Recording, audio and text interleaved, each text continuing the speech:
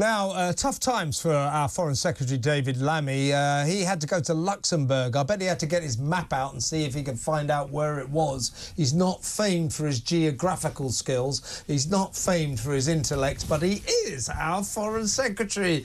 Hey, that's brilliant, isn't it? Anyway, Dim Dave headed over to Luxembourg today, Russell, and guess what he was doing? He was crowing about, "We're back at the table!" Brilliant. Labour are back. Our government is back at the Brussels table, and he's apparently set out to repair Britain's brand. What he means by that is we damaged our brand by daring to leave that sclerotic old club, the EU, the Brussels gang, and he wants to negotiate a reset with Europe. Now, there are two things about this. Well, the first thing, Russell, is when did we, the electorate, the people of this country, ask for anyone to negotiate a reset? What we voted for, what this country voted for in 2016, was to leave the European Union.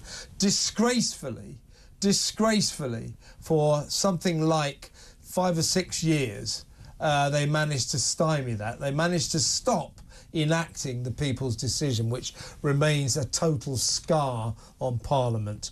They finally got it done, thanks to Boris and his election victory. Seems like a long time ago, doesn't it? Yeah. And now Labour have come in, and they basically want us to get us to rejoin, don't they? Well, yes, that's always been the fear, hasn't it, that Keir Starmer, despite his protestations, will want to drag us back to his friends at the EU. I mean, he's always been wedded to them, welded to them. I suspect he's got ambitions beyond being a Prime Minister to kind of end up being, you know, EU Commissioner or something. I suspect that's probably what it's all about. The only thing that we should be resetting, frankly, when it comes to Brexit, is that we should be leaving the ECHR. I mean, that should have been part of the Brexit deal. It wasn't. It seemed to have got forgotten and left behind. Yeah, but you know who's not in the ECHR, don't you? Well, lots of people. United States, the Canada. European Union. Oh, yes, of course, yes, as well. Well, and also there's not to get too bogged down in the ECHR itself, I suppose, but the fantasy, the narrative by the left that we need the ECHR because we need it to ensure that we have human rights. We invented human rights. We do not need Europe to tell us what rights are. Technically, though, the ECHR has got nothing to do with the European Union. No. But symbolically, it does. But it's still an erosion of sovereignty. A system by which, we have to subjugate our sovereignty, our sovereign interest, to what a foreign court tells us to unelected judges. To unelected judges. So what's going to happen here, of course, this will be rehashed and renamed as something. So we will end up having, inverted commas, closer ties to our friends in the EU. It will be rejoining in everything but name, and it will take some time. Obviously, they're not going to do that immediately. It'll start, of course, with, you know, trying to make sure that there are certain things around Northern Ireland and, you know, trading in goods and services. But what we shouldn't forget, of course, about the EU is that whenever the EU give anything, they want their pound of flesh back. And what are these things, particularly around trading and sovereignty? These things always come with the flip side of the coin being freedom of movement. Now, Keir Starmer has already said that he's considering allowing those that are under 30 years old in Europe to come over here from a freedom perspective. Now, he will say that, of course, he'll dress that up as being about employment. It's not. It's to get rid of Europe's migration problem, because, of course, most of the migrants that affect here also affect Europe, whereby those migrants under the age of 30, therefore, can have free passage to Britain through the back door. That's what this is about. So we're going to end up with freedom of movement through the back door. We won't distance ourselves from the ECHR, and we will become closer and closer to the EU, whereby we become the whipping post, the second fiddle to the EU once again. And Starmer is determined to do it.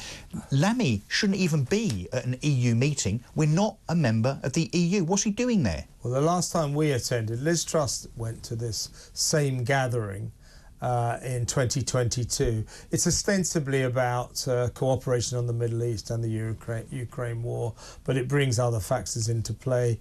So, as I say, Labour's boasting about being back at the table, and repairing Britain's brand, as if leaving the EU somehow damaged it.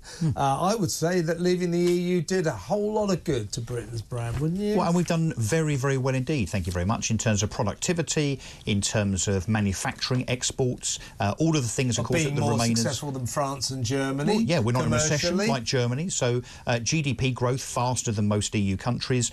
Employment is almost full here, which is more than you can say of Germany, Spain and so on. That we're in a good place, and none of the things that the Remainers said would happen, house prices crashing and so on, huge unemployment, etc., none of those things happened, and nor did all the people they said were going to leave. All these financial institutions that were going to go to Frankfurt didn't happen. All the manufacturers that were going to go to Europe didn't happen. So can we just leave this alone? Yeah, and you know, they said it would be a disaster for us, and in actual fact, and people still, the Remainers, I do go, we told you it'd be a disaster, and it is a disaster. Well, is it? Where? Is it? We haven't done enough to capitalise on our decision. That's true. We've had a generation of cowardly politicians who haven't done enough to go out and sell Britain, to do deals around the world. They're too conformist, too linked to Europe on a general basis. We haven't done enough. However, economically, we're doing better than Germany, we're doing better than France, so in actual fact, it isn't a disaster. So why is Lammy, or why do Lammy and Starmer and Yvette Cooper and all that lot basically want to rejoin the EU? Because that's what they're going to do, folks. You know, they say, oh, no, we won't actually, we wouldn't betray the decision of the British people. Yeah, they would, and they will. They might not do it in name, but they'll do it in all but name. They'll want to get us into the single customs union, all of this stuff. So there you go. You voted for Brexit. Starmer is going to do a U-turn on that. He's going to reset your vote to mean nothing. Good, isn't it? Good, isn't it? They don't care what you voted in 2016. They want to overturn what you voted.